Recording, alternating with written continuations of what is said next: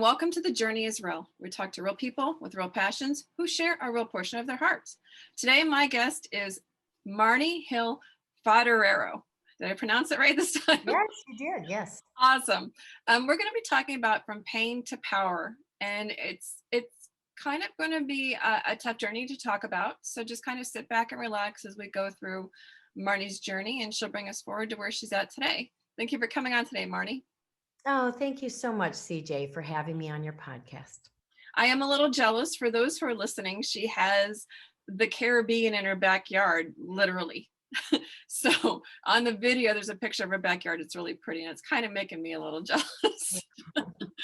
I like it though. It's really cool. I'm excited. Well, I lived in the Chicago suburbs most of my life, so it's only been the last couple of years that I moved to the Caribbean and retired. That's quite a flip. So Yeah. definitely, I like that you came south. Now, for those who are listening, can you explain why we chose this particular title and how it applies to your actual passion? Sure. So from pain to power, I like to think of my life as being a journey, just like all of us have a journey. And my life really seemed to just evolve after I experienced a lot of life's challenges. And some were extremely painful. And all of us have had painful challenges in our lives, especially even this last year. But I have chosen to handle these challenges with love and light and goodness. And so I really have moved from, just negativity and being around some toxic situations and people, and just making the choice to live a more positive life filled with love and goodness. Right. Now, you have had quite a journey. We've kind of just slightly touched on it. Can you take us back and bring us forward on your journey so that those who are listening can understand where you're at in your mindset and, what it is exactly that you've overcome, the pain that you've overcome to being the person that you are today? Sure.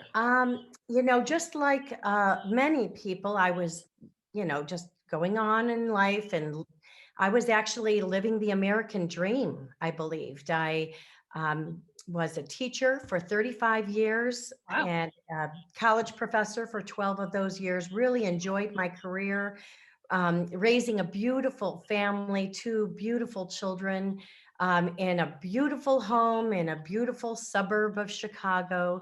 And, I just believed everything was just going my way. And then after 27 years of marriage, I realized actually there was a defining moment that my light bulb went on, that I actually wasn't really living the American dream, and that I was uh, very much ignoring red flags and living in a very abusive situation. What was And the defining moment? What was that? the defining moment was actually over pizza at the local pub.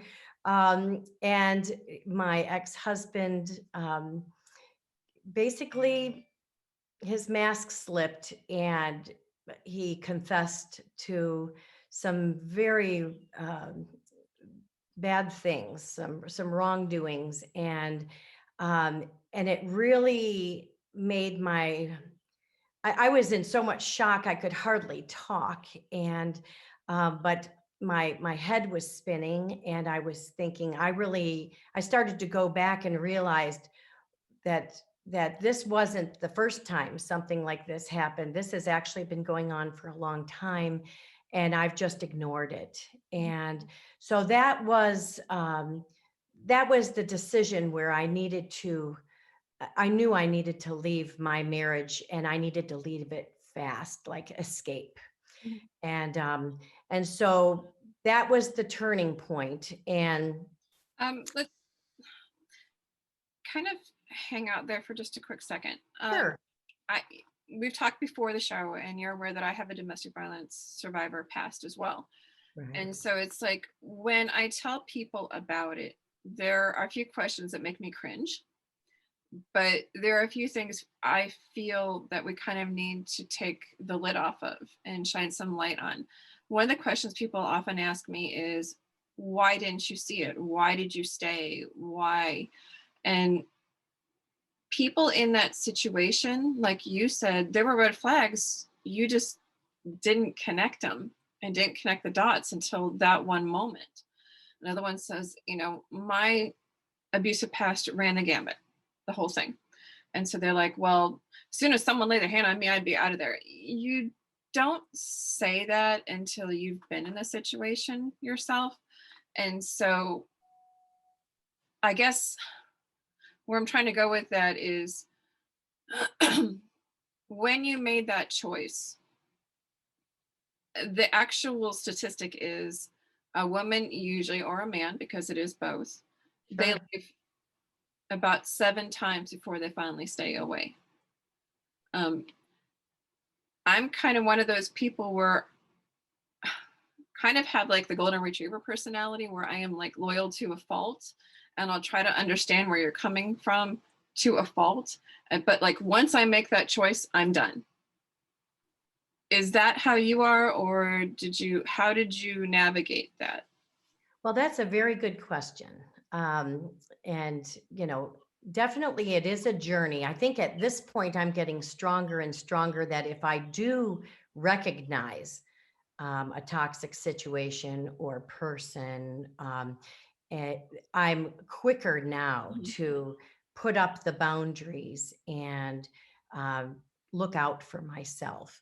But I think, I was just trying to live a fairy tale life, and part of what um, part of what part of the reason why when I didn't leave the marriage earlier on is I had 2 children I was raising Mhm. and I was very busy. I think we can get very busy with our lives. I was Mhm. working full time.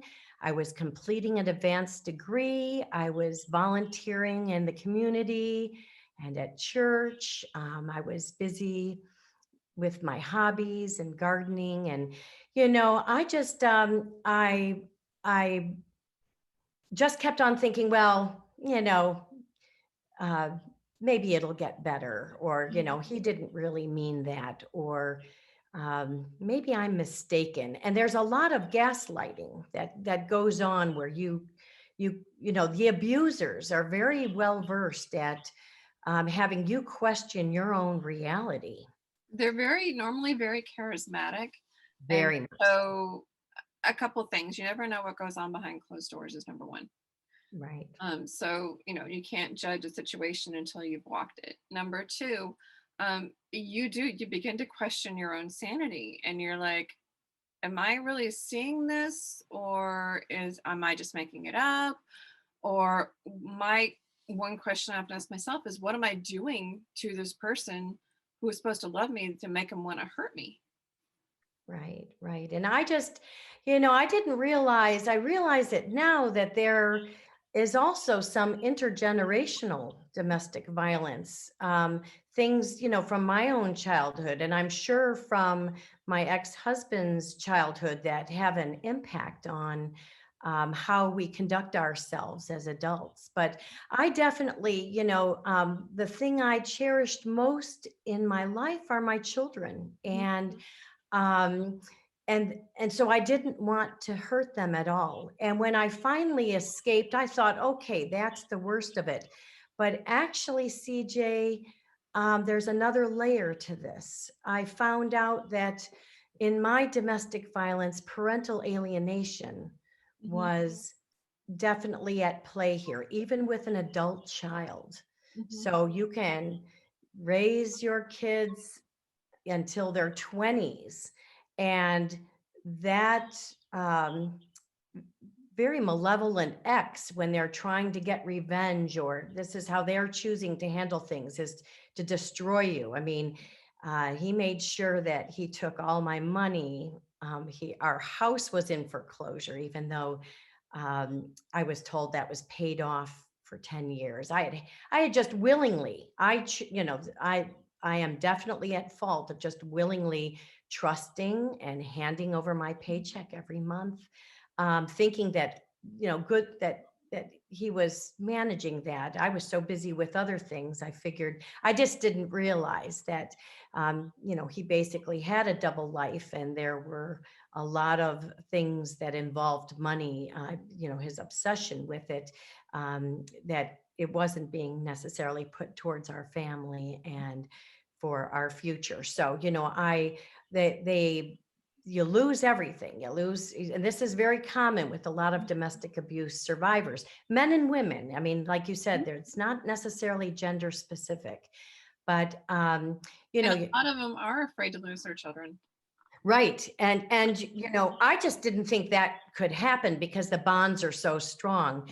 But that was part of my domestic violence, and that was the real pain, the real um, realizing I needed to look at my life, and I have to choose, am I going to let this bring me down and consume me, and where I just can't function, or am I going to take that pain and turn it into power and be strong? And I believe voices of survivors need to be heard, even though the abusers will do everything directly and indirectly to silence you. They'll use legal threats, and they will get involved in your job. They'll make sure all your neighbors hear half truths or lies. They brainwash the children. So you lose your support system. You become extremely isolated. But during this isolation, it really forced me to have to look at, um, confirm and reconfirm my values of goodness and honesty and integrity, and and realize I can have a positive life. It may not be without my children, and it's very, very hard. I mean, a parent's heartache is losing a child, and losing a living child to parental alienation is just a whole different kind of pain Mhm. and level. But And I, you are just completely raw by the time that you go to leave. yeah, And usually, I say 9 out of 10 times, one of two things happens when it comes to coming out of a domestic violence situation. You slingshot one way and you shut out the entire world because you never want to experience that hurt again, which is completely understandable. Or you sure. slingshot the other way and you fall back into the same pattern over and over again, unless you get healing and you can find the balance in there. How Right. did you I come feel out? like I got healing. I feel that I didn't go one way or the other like that. I felt that I really just, you know, um, looked, searched deep within my soul for who I was, and I knew that I had the strength. I've overcome many things in my life, as all of us have, but I knew that I could get through this, and because of that, so many positive things opened up. Even spiritually, I was opened up to being aware of signs and synchronicities, and I was people were brought into my life that were had good intentions and were honest, and I could discern that at this point after what I had been through, and one thing led to another, and I just feel that I've learned that writing has been extremely healing for me, but also being in the sunshine, Mhm. being in nature, being able to spend time at and in the ocean on a daily basis, that has been very, very healing for me. And I just believe that, um, I am being watched over by God or source or some divine intervention, because what really could have turned out to be such a negative journey for me actually has turned into a very positive and wonderful experience that Good. I'm still on. The journey is still Yeah. continuing. Well, if you're done, then you're done on earth. I mean, you're always on a journey. You're always Sure. learning. If you're not learning, then you're stagnant. So I always tell people I'm a work in progress. Once I'm done, then God will take me home. That's Right. how it works. But you mentioned writing. What things, I know you've written a book, which the title kind of cracks me up. God came to my garage sale. Could you tell Yeah. us a little bit about that?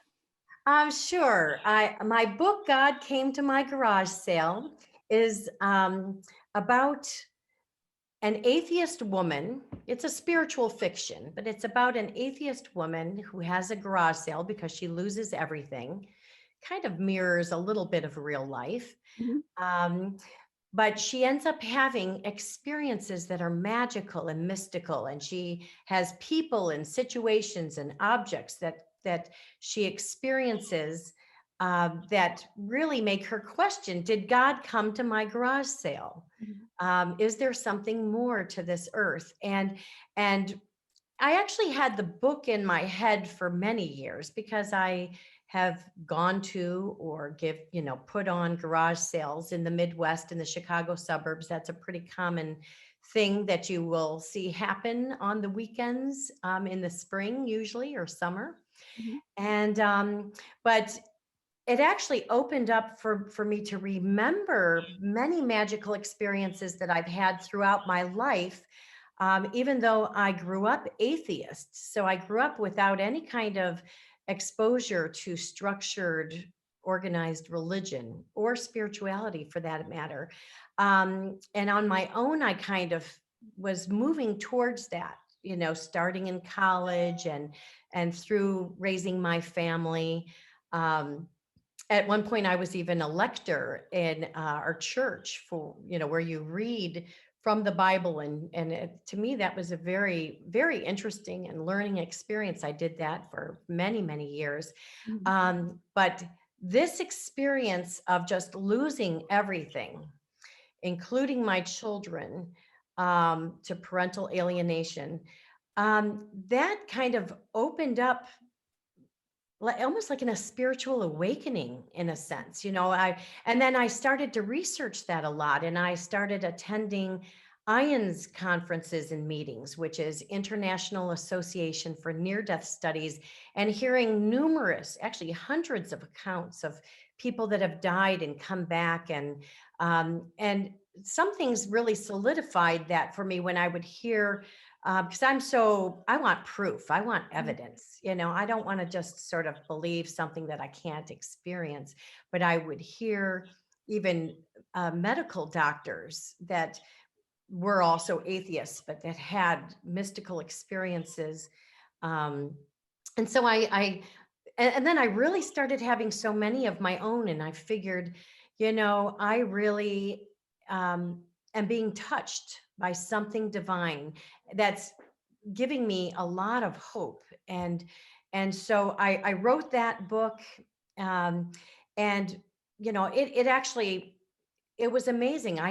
That book was even endorsed by James Redfield, who wrote the Celestine Prophecy. um, there were a number of celebrities that endorsed my book, and it just seemed to be a message that could resonate with a lot of people. So it's actually been a pretty successful book. I just won the 2020 Best Books Awards, and then I'm congratulations. being considered right now for a number of other literary honors. And I'm not so much big into awards and that type of thing, but the fact is that it is resonating with some Mhm. people, and that they are It's um, encouraging. yeah, that it's an uplifting journey to just Mhm, keep your eyes open, and your mind and your heart open to um, possible guidance from above, and following your intuition. I think that's something I've always done in my life, even as a little kid, but certainly through my uh, that making the decision to leave my 27-year marriage. I followed my gut feeling and my gut intuition. And I think that there's a lot to be said for that. So this writing has actually helped me heal, because I'm now a contributing author to numerous anthology books, and I've been asked to contribute guest articles in mhm, magazines. In fact, next month in Eden magazine, I have a feature article. But the articles are more now. I'm starting to broaden my uh, my message, my conversation, to the journey. Mhm. and not just the spiritual part, but just acknowledging that I'm a survivor of domestic violence and how that played a role in who I am today. Mhm. And in the hopes to inspire other people, I get a lot of feedback that um, just my speaking up, because it's very scary. When you are in a domestic violence situation or you have left it, the fear continues for many, many years. Mhm. You're always trying to be vigilant, and you have to be, Mhm. because abusers don't just let their prey go very easily. Their targets. They want to continue to put forth this false public image, and your speaking up kind of shatters that. Mhm. Yeah, and And we've seen so it time and time again, even in Hollywood. And yeah. so, it's there.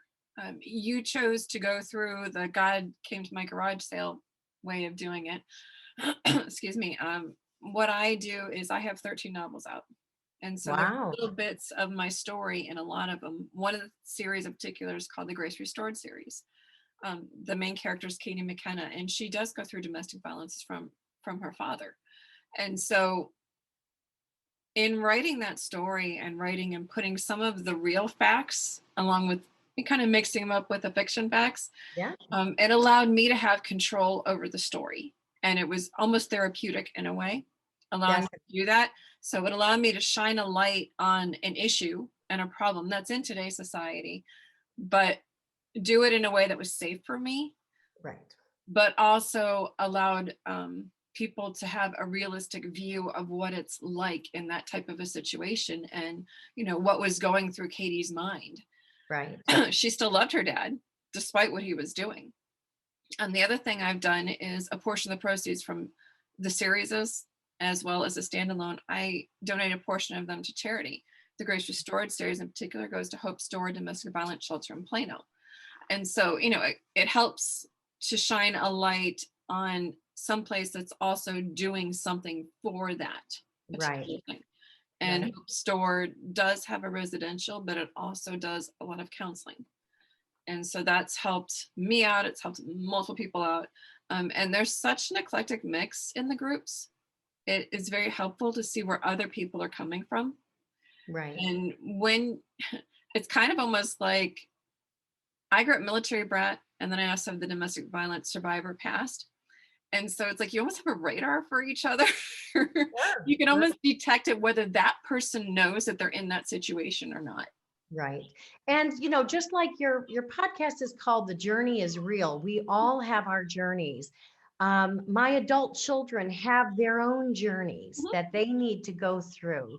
And bringing awareness just through conversation or on my website, I have other interviews where shining a light on the real situations to help people realize that they have the power to make choices and to make changes in their lives so that they can be safe and happy, and so we all have our own journeys. Mhm.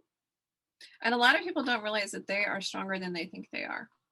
And after their journey, it's kind of like when you leave, you're kind of going into like a cocoon, and you have to fight your way through all of those feelings and process them in a healthy way. Excuse me. And when you're done, you can fly free and be strong and to be who you were meant to be.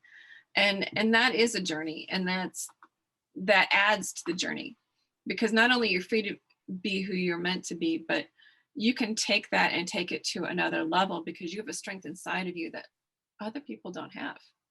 That is so beautifully said. And my hope is for my own children that they could realize that they can be their own people, that they don't need to be dependent on another person, and in this case, an abuser, to call the shots for them and plan their life out for them, that they have it within them to be able to live a beautiful life for themselves. And for me, I'm finding writing is healing a lot, Mhm. and so I'm currently working on a book of poetry, And I don't have any deadline. I just write when I feel like it, but I also am choosing to live life. And I'm finding a very nice balance now. Awesome. For those who want to find out more about you online, how can they find you? Well, I have a website. It's the title of my book. So it's www.godcametomygarage.com. That's cute. And and on my website, it lists the different books and uh, let's see, in the endorsements that have been given for my main book, God Came to My Garage Sale. But under happenings, I also keep that up to date with different events that I'm involved in, and Mhm. book signings or magazine articles or podcasts and that kind of thing. Awesome. Yeah. So we have about actually 2 minutes left. We kind of went over a little bit, but I think we needed to. Is there anything you would like to add? I would just like to encourage everyone to um, find their own voice and look at their own life and at some point decide what is working for them and what is bringing them down, and try to address that in whatever way they are comfortable, and realize that we all have a journey, we all have been through many challenges, but you can choose to be open to handling it in a positive, loving way. Mhm. And you can almost, through that, manifest good things to come into your life. Awesome. Well, thank you for coming on today, Marty. We really appreciate your transparency and your honesty, and appreciate you sharing your heart. For those who want to learn more about Marni Hill Foderaro, you can find her on godcametomygarage.com. That's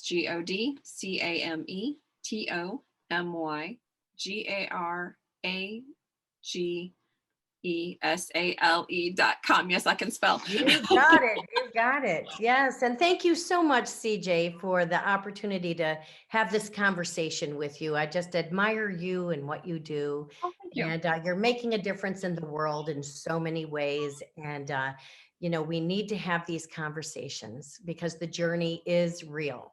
Right. And that's the whole premise behind it. I wanted to give people a voice and let other people know that, you know, social media anymore likes to try to just show the rainbows, the unicorns, and all the, goody goody stuff. But as I said, you never know what goes on behind closed doors.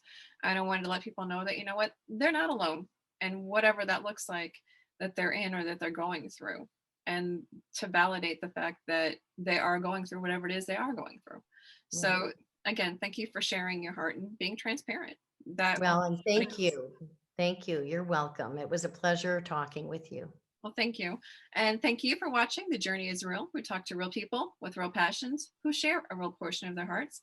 I'm CJ Peterson of cjpetersonwrites.com. Until next time.